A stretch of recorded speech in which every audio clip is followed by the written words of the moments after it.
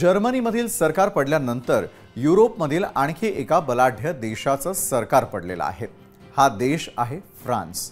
अल्पमतामधील सरकार पडल्यानंतर फ्रान्समध्ये मोठं राजकीय संकट निर्माण झालं।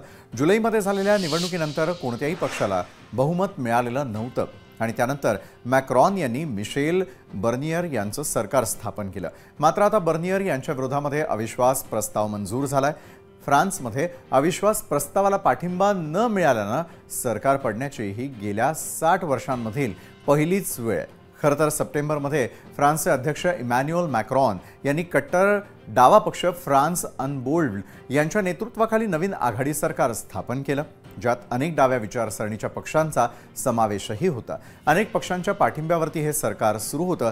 सरकारनं अर्थसंकल्प सादर केला तेव्हा त्याबाबत मतभेद निर्माण झाले। अविश्वास प्रस्ताव आणला गेला।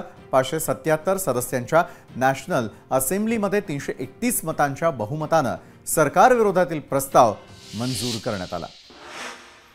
तर या होत्या संपूर्ण दिवसभरामधील राज्य, देश आणि विदेशातील महत्त्वाच्या घडामोडी। तर आजच्या न्यूज प्लॅनेटमध्ये आत्ता वेळ झालेली इथंच थांबण्याची। ताज्या घडामोडींसाठी पाहायला विसरू नका लोकशाही मराठी।